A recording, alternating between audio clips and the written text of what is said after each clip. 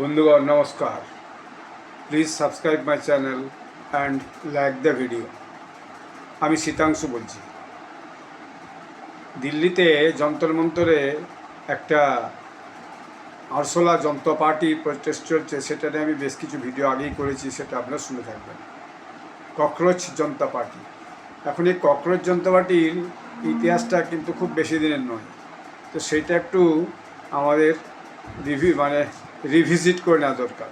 আগেও আমি এ নিয়ে বেশ কয়েকটা ভিডিও করেছি। তো বিষয়টা হচ্ছে যে সুপ্রিম কোর্টের মহামান্য বিচারপতি শ্রী সূর্যকান্ত, তিনি হঠাৎ একটা মামলার যে চলাকালীন একটা মন্তব্য করেছিলেন ককরোচ বলে। অর্থাৎ কিছু লোকজন আছে যারা ককরোচের মতো ব্যবহার করে। আমি এর বেশি ব্যাখ্যা দিচ্ছি না, কাদেরকে নিয়ে তিনি উদ্দেশ্য করে বলেছিলেন সেটা আপনারা এর মধ্যে জেনে গেছেন। তো দ্বিতীয়ত হচ্ছে যে দেখা গেল সেই যে ইস্যুটা, সেই ককরোচ শব্দটা, the term itself make a huge debate in the social media. অর্থাৎ সোশ্যাল মিডিয়াতে এটা নিয়ে ভীষণভাবে ডিবেট শুরু করলো। তারপর তিনি আবার এটার ব্যাখ্যাও দিয়েছিলেন যে কেন তিনি ককরোচ বলেছেন এবং কাদিকে তিনি ককরোচ বলেছেন, এটাকে নিয়ে তিনি তার পরিষ্কার ব্যাখ্যা করে দিয়েছেন। অতএব সেটার বিতর্কটা ধামাচাপা পড়ে গেছে। তারপর হঠাৎ করে দেখা গেল আমেরিকাতে এক যুবক অভিজিৎ দীপকে, যে বস্টনে পড়াশোনা করতে গেছিল এবং সেখানে পড়াশোনা করে সে কোনো চাকরি টাকরি পায়নি, অথবা সে পড়াশোনা করে পাস টাস করতে পারেনি, এরকম কিছু একটা হবে, সে হঠাৎ করে এই শব্দটাকে তুলে নিয়ে একটা সোশ্যাল মিডিয়া ক্যাম্পেইন শুরু করে, ককরোচ জনতা পার্টি এরকম একটা করে একটা আরশোলার ছবি দিয়ে এই আরশোলা জনতা পার্টি এটা লঞ্চ করে সোশ্যাল মিডিয়াতে পোস্ট করে। আমি দেখিনি, যদিও শোনা যায় তার সোশ্যাল মিডিয়াতে বিভিন্ন অ্যাকাউন্ট মিলিয়ে, মানে ইনস্টা, ফেসবুক, টুইটার বা এই সমস্ত যে সমস্ত সোশ্যাল মিডিয়া আরও অ্যাকাউন্ট আছে, ইত্যাদি ইত্যাদি, তো সেই সবে মিলিয়ে তার নাকি 20-22 লক্ষ ফলোয়ার, ফ্যান ফলোয়িং হয়ে গেছে। তো এই ফ্যান ফলোয়িংটা প্রথমত তাকে খুবই উজ্জীবিত করে। যদিও পরে পরে শোনা গেছে এই যারা ফ্যান ফলোয়িং, যেহেতু সেটাকে ভারতবর্ষের যে সরকার, তার কেন্দ্রীয় সরকার বিজেপি সরকার, তার বিরুদ্ধে একটা প্রচারের অস্ত্র হিসাবে প্রচার করেছিল, শোনা যায় যে তার যে ফ্যান ফলোয়িং তার অধিকাংশ নাকি অন্যান্য দেশে, বেশি করে যে middle eastern country, Bangladesh, Pakistan, এইসব দেশে তার নাকি ফ্যান ফলোয়িং বেশি ছিল। তো সেটাও অনেকে সোশ্যাল মিডিয়া সার্চ করে বলেছিল সেই সময়। সেটা অনেক দিন আগের ঘটনা হয়ে গেল, প্রায় মাসখানেকের ঘটনা প্রায়। তারপর সে হঠাৎ করে কোনো কারণে এটাতে উৎসাহে যখন দেখলো অনেক বেশি ফ্যান ফলোয়িং হয়ে গেছে, তখন সে হঠাৎ বললো, আমি একটা ইস্যুকে সে পিক করলো, সেটা হচ্ছে এখানে আমাদের দেশে ভারতে একটা নিট পরীক্ষা হয়। আপনি জানেন ছাত্রদের মূলত ডাক্তারি পড়াশোনা করার জন্য এবং আরও অন্যান্য বিভিন্ন কম্পিটিটিভ এক্সামের মতো এটা নিট পরীক্ষা একটা। তো এই নিট পরীক্ষা যে ডেট ঠিক হয়েছিল তার আগে কোশ্চেন ফাঁস হয়ে যায়। তো কোশ্চেন ফাঁস হওয়ার ফলে স্বভাবতই ধর্মেন্দ্র প্রধানের বিরুদ্ধে অভিযোগ ওঠে যে তিনি যথেষ্ট ক্যাপাবল মিনিস্টার নন, তার আমলে এগুলো হয়েছে। এবং তারপরে দেখা গেলো আবার সিবিএসসিরও নাকি কোশ্চেন বেরিয়ে গেছিলো, ফাঁস হয়ে গেছিলো, সেটাও একটা কারণ হলো। তো নিটটা বড় একটা ইস্যু হয়ে দাঁড়িয়ে গেল। যদিও তার বিরুদ্ধে তার যে সরকারি পদক্ষেপ হিসাবে তিনি তার বক্তব্য রেখেছেন, তারপরে তিনি যথাযথ অ্যাকশনও নিয়েছেন। তার মধ্যে একটা অ্যাকশন হচ্ছে যে যারা এই প্রকাশ করেছিল কোশ্চেন পেপার, তাদেরকে ধরা গেছে এবং তাদের জেল হয়েছে এবং তাদের বিরুদ্ধে বিচার চলছে। এবং সেটা মূলত একটা পুনাত যে একটা এক ব্যক্তি এবং তার সঙ্গে কিছু লোক মিলিয়ে এটা করেছিল, তারা এখন বিচারের আওতায় আছে। তারপরে নতুন করে নিটের যে পরীক্ষার ডেট ঘোষণা ছিল, সেই অনুযায়ী লিক প্রুফ নিট পরীক্ষা হয়েছে, তার রেজাল্টও বেরিয়ে গেছে এবং সেখানে ছাত্রছাত্রীরা ভর্তি আরম্ভ হয়ে গেছে এবং চলছে ভর্তি প্রক্রিয়া। অতএব সেই চ্যাপ্টারটা কিন্তু এমনিতে চলে গেছে, চুকেও গেছে। কিন্তু এই যে অভিজিৎ দীপকে, সে হঠাৎ করে সেখান থেকে আমাদেরকে ঘোষণা করলো, আমি অমুক দিন যাব ভারতে, কলকাতায় দিল্লিতে হাজির হব, হাজির হয়ে তারপর আমি সেখানে যন্তর মন্তরে এই নিট পরীক্ষার যে পেপার লিকের জন্য শিক্ষামন্ত্রী ধর্মেন্দ্র প্রধানের আমি পদত্যাগ করব। তো সঙ্গে দেখা গেল তার সঙ্গে দিল্লি থেকেও 2-1 যুবক তারা জুটে গেল, আমির ঘরের যুবক বলে মনে হয়, মানে ধনী ঘরের যুবকই জুটে গেল। তারাও ওইকে দাহিয়া একজন, তারপর সৌরভ দাস একজন, এসব জুটে গেল। আরও কিছু লোক তো দিল্লিতে এরকম পাওয়াই যায় যারা জুটে যাবে, তারা জুটে গেল। দিয়ে তারা যন্তর মন্তরে ধর্ণা দেওয়ার জন্য একটা পুলিশ পারমিশন হচ্ছে যে দেবার জন্য চেষ্টা করছিল, কিন্তু পুলিশ পারমিশন দেয়নি। তারা একটা জোর করলো যে আমরা ধর্ণা দেবো, কিন্তু পুলিশের পারমিশন আমাদের কোনো দরকার নেই, এরকম একটা ব্যাপার। যাই হোক, সে বস্টন থেকে আমেরিকা থেকে সোজা দিল্লি এসে হাজির হলো। দিল্লি এসে হাজির হওয়ার পর দেখা গেল তাকে এয়ারপোর্ট থেকে পুলিশ নিয়ে গেল, দরখাস্ত করলো, এবং দরখাস্ত করার পর তাকে হচ্ছে যে পারমিশন ওখানে বসার সুযোগ দেওয়া হলো, কিন্তু সেটা হচ্ছে সন্ধ্যা 5টা পর্যন্ত, একদিনের জন্য, for one day, 12 hours like that. তো ফলে সেই পর্যন্ত ঠিকঠাক ছিল, তো সেদিনের মতো তো ধর্না হলো। কিন্তু দেখা গেল সন্ধ্যা 5টার পরেও কিন্তু ধর্না তারা বন্ধ করল না, ধর্না তারা কন্টিনিউ চালিয়ে রাখলো। এখন এই যে অভিজিৎ দেবকে হঠাৎ করে এরকম একটা ককরোচ জনতা পার্টি, আরসোলা জনতা পার্টি করে বস্টন থেকে হঠাৎ কলকাতায় চলে এলো, দিল্লি চলে এলো, এবং দিল্লিতে এসে সে যন্তর মন্তরে যে ধর্না দিতে বসলো, এর পিছনে কারণটা কী, বা কারা কাজ করছে, কারাই বা তাকে টাকা পয়সা যোগাচ্ছে, এটাকে নিয়ে বিভিন্ন আলোচনা বিভিন্নভাবে হচ্ছে। তো আমি যে আলোচনাগুলো সোশ্যাল মিডিয়া এবং ইউটিউবে বিভিন্ন নিউজ চ্যানেলে হয়েছে সেগুলো নিয়ে আমি বলছি। একটা পক্ষ বলছে এটা আসলে আম আদমি পার্টি প্ল্যান্টেড, অর্থাৎ আম আদমি পার্টির হচ্ছে দীর্ঘদিনের সোশ্যাল মিডিয়া হ্যান্ডেলকে চালাতো, এবং নিজে আম আদমি পার্টির সক্রিয় সদস্য ছিল। আম আদমি পার্টি যখন ক্ষমতায় ছিল তখন সে দিল্লি এসে থাকতো, এবং তখনকার যে মন্ত্রী উপমুখ্যমন্ত্রী ছিলেন সম্ভবত মনীষ সিসোদিয়া, তার সঙ্গে খুবই ধরম বরম ছিল, তার ছবি টবিও পাওয়া গেছে। সে বিশেষত আম আদমি পার্টির সারা যখন থেকে আম আদমি পার্টির সঙ্গে যুক্ত হয়েছে তখন তার হয়ে প্রচার করেছে এবং আম আদমি পার্টির হ্যান্ডেল চালিয়েছে। এটা এখন আজকের দিনে একটা প্রচারিত সত্য, এবং এটা তার সোশ্যাল মিডিয়া হ্যান্ডেল দেখে পাওয়া যাচ্ছে। আজকেও আমি একটা ভিডিও দেখে শুনলাম, এবং সে নাকি কংগ্রেসের কট্টর সমালোচক ছিল, রাহুল গান্ধীর কট্টর সমালোচক। এটাও আজকে একটা ভিডিওতে আমি শুনলাম, সিনিয়র জার্নালিস্ট একজন, তিনিও বললেন। তো তার মানে যেহেতু আম আদমি পার্টির সঙ্গে কংগ্রেসের পরবর্তীকালে সম্পর্কটা একদম আদায় কাঁচকুলা হয়ে গেছিলো, এবং এখন তো আরও বেশি আদায় কাঁচকুলা হয়ে গেছে, যেহেতু পাঞ্জাব নির্বাচনটা সামনে আছে। সেখানে দুই যুধান পক্ষ, কংগ্রেস ধরেই নিয়েছে আমরা এবারে পাঞ্জাবে সরকার করবো, এবং আম আদমি পার্টি কোনো না কোনোভাবে পাঞ্জাবের সরকার তার টিকিয়ে রাখলে পরে তবে তাদের সঞ্জীবনী মন্ত্র হিসেবে সেটা কাজ করবে। এটা ভেবে তারাও সেখানে যে জয়লাভ করার জন্য ঝাঁপিয়ে পড়েছে এবং লড়াই করছে। বিজেপিও সেখানে একটা মস্ত বড় চাল চেলেছে, অর্থাৎ আম আদমি পার্টির যে রাজ্যসভার সদস্যরা ছিল 7 জন, তাদেরকে বিজেপিতে যোগদান করিয়ে তারাও সেভাবে পাঞ্জাবে নতুন করে একটা অঙ্ক কষার চেষ্টা করছে, একটা ঘুটি সাজাচ্ছে। এইটা একটা আজকের বাস্তব সত্য। আরেকটা যে আরেকটা যে তত্ত্ব এর পিছনে চলছে সেটা হচ্ছে, কেউ কেউ বলছে, আমি একটা ভিডিও গতকাল শুনছিলাম, কেউ কেউ বলছে না এটা আসলে এই আমেরিকার ডিপ স্টেট প্ল্যান্টেড, অর্থাৎ ডিপ স্টেট আমেরিকার, তারা বিভিন্ন দেশে সরকার পরিবর্তন করতে চায়, নিজেদের পছন্দ মতো সরকারের লোক বসাতে চায়। যেহেতু প্রধানমন্ত্রী নরেন্দ্র মোদী তাদের কথায় উঠবোস করেন না, তাহলে তারা যেভাবে বাংলাদেশে সরকার পরিবর্তন করেছেন, বলা হয় নেপালেও সরকার পরিবর্তন করেছেন, বাংলাদেশের তো ব্যাপারে তাদের প্রত্যক্ষ যে হস্তক্ষেপ সেটা বলে যে ডিপ স্টেটের প্রত্যক্ষ হস্তক্ষেপ, আমেরিকা ডিপ স্টেটের প্রত্যক্ষ হস্তক্ষেপের জন্যই হাসিনা সরকারকে সরে যেতে হয়েছে, এবং সেখানে যে জেনজির যে প্রোটেস্ট, সেই প্রোটেস্টটাকে বিশ্ববিদ্যালয়ের ছেলেপুলেদের উস্কে দিয়ে সেখানে প্রোটেস্ট করিয়ে সেখান থেকে সরিয়ে দিয়ে সেখানে তাদের যে একজন পৃষ্ঠপোষক ছিল প্রফেসর ইউনুসকে বসিয়েছিল, তারপর সেখানে যদি নির্বাচন হয়েছে এবং সেখানে সরকার তৈরি হয়েছে। এখন বিএনপি, বাংলাদেশ ন্যাশনালিস্ট পার্টি সরকার চলছে তারেক রহমানের প্রধানমন্ত্রীর নেতৃত্বে। তো এই পর্বটা, বাংলাদেশ পর্বটা চুকে গেছে। ভারতের দিকে এই নজরটা দীর্ঘদিন ডিপ স্টেটের আছে, ভারতে কোনোভাবেই এরকম করে পরিবর্তন করা যাচ্ছে না।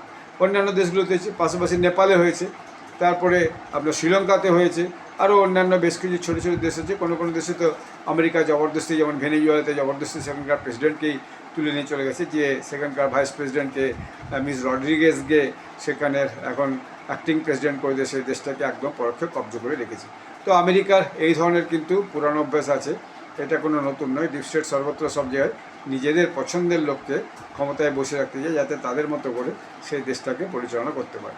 তাদের এটার পিছনে একটা ষড়যন্ত্র আছে বলে কেউ কেউ দেখছিলাম নিউজ চ্যানেলে, ইউটিউব নিউজ চ্যানেল, অল্টারনেটিভ মিডিয়াতে মূলত এটা কিন্তু প্রচার হয়েছে।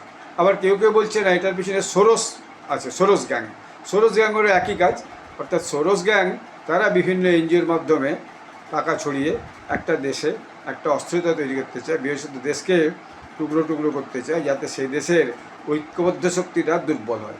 তার একটা সোসাইটি আছে কি ওপেন সোসাইটি, আরও কী কী সব আছে, সে প্রচুর ধনী লোক, সে হচ্ছে বিভিন্ন দেশে এইভাবে যে বিভিন্ন সংস্থার মধ্য দিয়ে, বিভিন্ন সরকারি বেসরকারি সংস্থার মধ্যে দিয়ে টাকা ছড়িয়ে সেই দেশে একটা অস্থিরতা তৈরি করে দেশটার মধ্যে একটা বিচ্ছিন্নতাবাদী শক্তিকে বীজকে পুঁতে দিয়ে সেই দেশে একটা দেশকে বড় দেশকে ছোটো ছোটো খণ্ডে বিখণ্ড করতেছে। এটা তাদের একটা লক্ষ্য, এবং ভারতে তাদের লক্ষ্য দীর্ঘদিনে আছে, কিন্তু তারা সেভাবে ঠিক খুব একটা কিছু পেরে উঠতে পারছে না।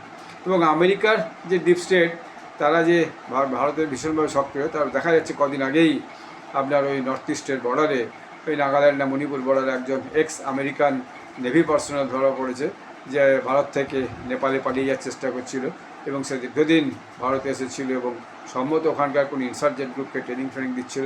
এখন সে কিন্তু ভারতের যে পুলিশের হাতে বন্দী হয়ে আছে এবং ভারতের কাস্টডির মধ্যে আছে। সে কী জন্যে ঢুকেছিল এবং কী জন্যে নেপাল পালিয়ে যেতে চাইছিল এবং যতদিন ছিল ভারতে নর্থ ইস্টে সে কী কাজের জন্য ছিল, সেই বিষয়টাকে নিয়ে এখন সরকার তদন্ত করছে এবং খতিয়ে দেখার চেষ্টা করছে বিষয়টা আসলে কী। তো এইরকম একটা বিষয় কিন্তু এই অভিজিৎ দীপকে প্ল্যান করার পিছনে থাকতে পারে, এটা বলা আছে। তো ইনিশিয়ালি যদিও তাকে 12 ঘন্টার জন্য পারমিশন দিল, সে তো কন্টিনিউ করছে, এবং কন্টিনিউ করার পর দেখা যাচ্ছে সেখানে একজন অ্যাক্টিভিস্ট তিনি এসে পৌঁছালেন। তিনি হচ্ছেন সোনম ওয়াংচুক। তিনি এক মোটামুটি পরিচিত মুখ, কারণ লাদাখে তার ঘর। সে লাদাখে কিছু এডুকেশন রিলেটেড কাজ করেছিল, তারপর লাদাখে একটা স্কুল টুলও করেছিল, এবং লাদাখে একটা আন্দোলনেও হচ্ছে যে ইন্ধন জগিয়েছিল এবং উস্কেছিল। সে আন্দোলনের জন্য লাদাখে একটা বড় অশান্তি হয়েছিল, বিজেপির পার্টি বিশ পুড়িয়ে দেওয়া হয়েছিল একটা সময়। তারপর সেখানে বেশ কিছু লোকজন, পুলিশ মিলিটারির সাথে, লাদাখ খুব সেন্সিটিভ জায়গা, কারণ সেখানে একদম চীনের বর্ডার। তো তখন সেই সময় অনেকে বলেছিল এটা কি চীনেরই এজেন্ট। তো সেরকম কিছু প্রমাণ পাওয়া যায়। তো অনেকে কেউ বলছে তার নাকি একটা এনজিও ছিল, সেই এনজিও নাকি, আজকেও একজনের কথা শুনছিলাম, তার এনজিও নাকি টাকা পয়সা পেয়েছিল, সেই টাকা পয়সা হিসাব দিতে পারে, এরকম কিছু একটা ব্যাপার আছে। ফলে সেই জন্য সে পরবর্তীকালে যদি একটু চুপ হয়ে গেছিলো, কিন্তু তার জেল ফেল হয়েছিল, তারপরে জেল থেকে এসে বেল হয়ে আছে, এবং সে মানে দেশবিরোধী কাজের জন্য তার বিরুদ্ধে বিভিন্ন কেস টেসও ছিল। এটা একটা পুরনো ঘটনা, আমি এটা আগে শুনেছিলাম। যতদূর আমার সোফার আই কালেক্ট মাই মেমোরি, আমার যতদূর মনে পড়ছে। তো এরপর দেখা গেলো তিনি হঠাৎ করে কোত্থেকে এসে হাজির হলেন। হাজির হয়ে সেখানে তিনি বললেন আমি অনশন করব বলে তিনি অনশনে বসে গেলেন। তো অনশনে তার 20 দিন হয়ে গেছিলো। 20 দিন হয়ে যাওয়ার পরে এর মধ্যে হাইকোর্টে কেস হয়েছিল। হাইকোর্টে কেস হওয়ার পর কিন্তু সরকারকে হাইকোর্ট নির্দেশ দেয় যে আপনারা তার স্বাস্থ্যের দিকে লক্ষ্য রাখুন, তার জন্য কোনো ক্ষতি না হয়। তিনি একজন অ্যাক্টিভিস্ট লোক, পরিচিত লোক। কোনো মানুষেরই জীবন, যেটা কেউ চাইবে না, অনশনে দীর্ঘদিন থাকলে মানুষের জীবন বিপন্ন হওয়ার একটা সম্ভাবনা আছে, এরকম একটা বিষয়ের মধ্যে সরকারকে নির্দেশ দেয় কোর্ট, দিল্লি হাইকোর্ট বিচারপতি, মাননীয় বিচারপতি। তারপর দেখা গেল তার হচ্ছে যে শরীর খারাপ হওয়ার পরে সরকার শেষ পর্যন্ত তাকে তুলে নিয়ে গেল, তুলে নিয়ে যেয়ে হাসপাতালে ভর্তি হয়েছে। এবং তুলে নিয়ে যাওয়ার পিছনে আগে যে ঘটনাটা হলো, যে এর মধ্যেই দিল্লিতে যিনি পুলিশ কমিশনার ছিলেন মিস্টার গোলচা, তাকে সরিয়ে দেওয়া হলো। সরিয়ে দিয়ে সেখানে অনুভব কুমারকে আনা হলো। তারপরেই সেখান থেকে এই সোনম ওয়াংচুককে তুলে নিয়ে তোলা হলো। এর পিছনেও নিশ্চয়ই কোনো কারণ সরকার বুঝতে পেরেছে, সেই জন্য এরকম একটা ঘটনা কিন্তু এর মধ্যে কিন্তু ঘটে গেছে। এরপর যে বিষয়গুলো দেখা গেল, যে হঠাৎ যেখানে যন্তর মন্ত্রে যে ইয়েটা চলছিল, ধরনাটা চলছিল, সেখানে কিছু লোক এসে বিনা পয়সায় খাবার বিক্রি করতে লাগলো। সব দুপুর রাত্রি সন্ধ্যে খাবার বিক্রি করতে, 4 বার কমপক্ষে। সকালে টিফিন, নাস্তা, চা, দুপুরে খাবার, বিকেলে নাস্তা, পকোড়া, জিলিপি, কচুরি, আর রাত্রেবেলা আবার ডিনার, এসব দিতে আরম্ভ করলো। এবং অভিজিৎ দেবকে কী করতো, এই খাওয়া দাওয়ার সময় আসতো, পাশাপাশি সে একটা যে কাছাকাছি কোথাও একটা গেস্ট হাউস আছে বা একটা হোটেল আছে, একটা সেই হোটেল বা গেস্ট হাউসে একটা ঘর ভাড়া নিয়ে রেখেছিল, এবং সেখানে সে থাকতো। বাদ বাকি ওই এখানে খাওয়া দাওয়ার পরে বা খাওয়া দাওয়ার সময় এসে হাজির হতো, বাকি রাত্রি সন্ধ্যা পর্যন্ত থাকতো, তারপর সে চলতো। এবং সে এর মধ্যে বলেছিল কি, যে আমার অনশন করা চলবে না, কারণ আমার মাইগ্রেন আছে, আমি অনশন করতে পারবো না। তো এটা তার সাজানো ঘটনা সত্যি, যে সেটা তো এখন ডাক্তার না পরীক্ষা করলে বোঝা যাবে না। তো এটা কিন্তু সে বলেছে, এটা নিয়েও যারা কটাক্ষ করার তারা কিন্তু কটাক্ষ করতে ছাড়ে না। এরপর দেখা গেল কি, যে সোনম ওয়াংচুককে তুলে নেওয়ার পর সে নিজেই অনশনে বসে গেছে। তো এইরকম একটা বিষয় এর মধ্যে হয়ে গেছে। তো এরপরে নিজে অনশনে বসে গেছে, এবং তার সঙ্গে এর সঙ্গে যে দেখা গেল কি একটা জিনিস, যে ওখানে আস্তে আস্তে বিভিন্ন অন্যান্য দল এসে শুরু করলো। প্রথমে যখন অভিজিৎ দেবকে বসে, তখন সে কিন্তু বলেছিল এটা কোনো রাজনৈতিক আন্দোলন নয়, এটা একটা ছাত্র আন্দোলন, এইটা একটা যে ব্যবস্থা পাল্টানোর আন্দোলন, এই যাতে সুষ্ঠুভাবে পরীক্ষা নিরীক্ষা আগামী দিনে হয় তার আন্দোলন, এবং এর জন্য ধর্মপ্রধান তো সরিয়ে হবে, এতে কোনো রাজনৈতিক আন্দোলনের সঙ্গে যুক্ত হবে। এটা কিন্তু তার প্রথম বক্তব্য ছিল। অর্থাৎ সে কোনোভাবে রাজনীতিকের সঙ্গে যুক্ত করতে চায়নি বা পলিটিক্যাল পার্টিগুলোকে যুক্ত করতে চায়নি। কিন্তু পরবর্তীকালে দেখা গেলো দিন যত যেতে লাগলো, তার যখন খুব একটা সমর্থন আর ওখানে জুটছে না বা সমর্থন যখন সংখ্যা কমে যাচ্ছে, তখন সে আস্তে আস্তে পলিটিক্যাল পার্টিগুলোকে এন্ট্রি দিতে শুরু করলো এবং সে মনে করলো সে নিজেও একটা বড় নেতা হয়ে গেছে। যেমন প্রথমের দিকে সিপিএমের কেন্দ্রীয় সভাপতি বা সম্পাদক এম.এ. বেবি তিনি এসে হাজির হলেন, বৃন্দা পরাদ এসে হাজির হলেন, তারপরে টিএমসির মহুয়া মৈত্র, সাগরিকা ঘোষ সেখানে হাজির হলেন। তারপরে দেখা গেল অ্যাক্টিভিস্টরা যেতে শুরু করলেন, যোগেন্দ্র যাদব যেতে শুরু করলেন। তারপর দেখা গেল আরও প্রতিবাদী মঞ্চ কিষাণ যে মোর্চা তার নেতা রাকেশ টিকিয়ার যে হাজির হলেন। তারপর দেখা গেল প্রকাশ রাজ এসে হাজির হলেন। তারপর দেখা গেলো সিনেমা টেস্টে এসে হাজির হতে শুরু করেছেন, যেমন স্বরা ভাস্কর সেখানে এসে হাজির হলো। এরকমভাবে আস্তে আস্তে তারপর সমাজবাদী পার্টির ডিম্পল যাদব যে হাজির হলেন। তো এইভাবে দেখা যাচ্ছে তারপরে যে বিভিন্ন যে সিনেমা আর্টিস্ট, অ্যাক্টিভিস্ট এবং নেতা তারা যে হাজির হচ্ছে এবং বিভিন্ন জায়গায় সমর্থনও পাওয়া যাচ্ছে। উদ্ধব ঠাকরে মুম্বাই থেকে এই ধর্নাকে সমর্থন করলেন। তারপর রাহুল গান্ধী যদি এই ব্যাপারটাতে কোনোই গুরুত্ব দেয়নি, যদি তিনি ছিলেন না বলে তিনি নাকি বাইরে গেছিলেন, আবার ফিরে এসে তিনি দেহরাদুন গেছিলেন। তো পরবর্তী হলো কংগ্রেস থেকেও তাদের যে রাজ্যসভার সদস্য এবং প্রবক্তা পবন খেরা তিনিও এসে মঞ্চে সরিয়াটি জানাতে গেছেন। এরকম ব্যাপারগুলো হলো। তো এতগুলো ঘটনা ঘটার পরে এখন দিনের পর দিন পরে দেখা যাচ্ছে যে শেষকালে যখন সোনম ওয়াংচুককে হাসপাতালে ভর্তি করা হয়েছে, তখন যাতে করে এই আন্দোলনটা বন্ধ হয়ে যাবে আমরা সরকার হয়েছে, কিন্তু তা হয়নি। অভিজিৎ দীপকে বসে আছে, তার সঙ্গে আরও ওই আইসা এসএফআই এদের দু একজন নাকি তারাও অনশনে এর মধ্যে বসে গেছে। তো এরকম একটা বিষয় এই মুহূর্তে দাঁড়িয়ে আছে। আজকে আমি যখন এই ভিডিওটা শ্যুট করছি তখন আজ তো রবিবার রাত্রিতে শ্যুট করছি, এটা কালকে আপনারা শুনতে পাবেন। তো আজকে রাত্রে কী হবে এটা বলা মুশকিল, কারণ ধর্মেন্দ্র প্রধান পদত্যাগ না করার পর সোনম ওয়াংচুককে তুলে নিয়ে যাওয়ার পর নতুন করে অভিজিৎ দীপকে যেটা একটা দাবি তুলেছেন, সেটা হচ্ছে এখন আর প্রধানের পদত্যাগ নয়, এটা প্রধানমন্ত্রীর পদত্যাগ চাই, নরেন্দ্র মোদীর পদত্যাগ চাই। মানে একটা অদ্ভুত দাবি। 140 কোটি মানুষের নির্বাচিত একজন নেতা অভিজিৎ দীপকে আমেরিকা থেকে উড়ে এসেছে, দেশে আমেরিকার লোক নয়, সে পুনের ছেলে, মহারাষ্ট্র পুনের ছেলে। সে এসে কদিন 1 মাসের 20 দিনের ধর্নায় বসে বলতে শুরু করেছে নরেন্দ্র মোদীকে পদত্যাগ করতে হবে। তাহলে তো দেশে কোনো প্রধানমন্ত্রী বসতে পারবে না। একদল লোক 200-500 লোকজনকে নিয়ে যে কোনো রাজনৈতিক দলের একজন নেতা এসে বসে যাবে ওখানে। এরকম অনশন তো আমরা আগেও দেখেছি, আন্না হাজারে অনশন দেখেছি যখন তিনি করেছিলেন দুবার, একবারই যন্তর মন্তরে করেছিলেন। তারপর তাকে নিজে ঢুকে দিয়েছিল জেলে কংগ্রেস সরকার তখন। তারপর পরে আবার ছেড়েতেও বাধ্য হয়, এত মানে প্রতিবাদের আওয়াজ ওঠে। তারপর তিনি আরেকবার দীর্ঘদিন অনশনে বসছিলেন। তারপরে রামদেব বাবার যে অনশন হয়েছিল দিল্লিতে রামলীলা ময়দানে, সেটাও আমরা দেখেছি কংগ্রেস সেখানে কীভাবে পুলিশ পার্টির মারধর দিয়ে সেই আন্দোলনকে ভেঙে দিয়েছিলেন। তো সরকার এখনও পর্যন্ত সেরকম কোনো রাস্তা আপনায়নি। আমি এখন এটা ভিডিওটা শ্যুট করছি, এখন টাইম হচ্ছে আজকের 11:10, খানিক পরেই আপনার ডেট পাল্টে যে 12টার পরে সোমবার হয়ে যাবে, 20 তারিখ হয়ে যাবে। এবং 20 তারিখ থেকে সবচেয়ে বড় ব্যাপার হচ্ছে 20 তারিখে এই যে সিজিবি পার্টি এবং তাদের সমর্থকরা, বিশেষ করে অভিজিৎ দীপকে তার আগের থেকে একটা ডাক দিয়ে রেখেছিল যে 20 তারিখে পার্লামেন্টের সেশন হবে, আমরা পার্লামেন্ট ঘেরাও করব। অর্থাৎ তাদের মনে কি এরকম একটা ষড়যন্ত্র কাজ করছে বা বিভিন্নভাবে কোনো দিকে উস্কানি আসছে বিভিন্ন রাজনৈতিক দলের, যে শ্রীলঙ্কাতে যেমনভাবে পার্লামেন্ট ভবনে প্রেসিডেন্সিয়াল ভবনে সবাই ঢুকে গেছিলো, বাংলাদেশে যেভাবে ঢুকে গেছিলো প্রধানমন্ত্রীর বাসভবনে, এরা সেরকম কিছু একটা করার মানে ইয়ে নিয়ে ষড়যন্ত্রের মনস্ক হয়ে তারা কি এরকম একটা কালকে পার্লামেন্ট ভবন ঘেরাও করার চেষ্টা করছে এবং ধর্মেন্দ্র প্রধানের পদত্যাগ থেকে প্রধানমন্ত্রীর পদত্যাগে হচ্ছে যে দাবি করে বসেছে, এটা অনেকে সন্দেহ করছে।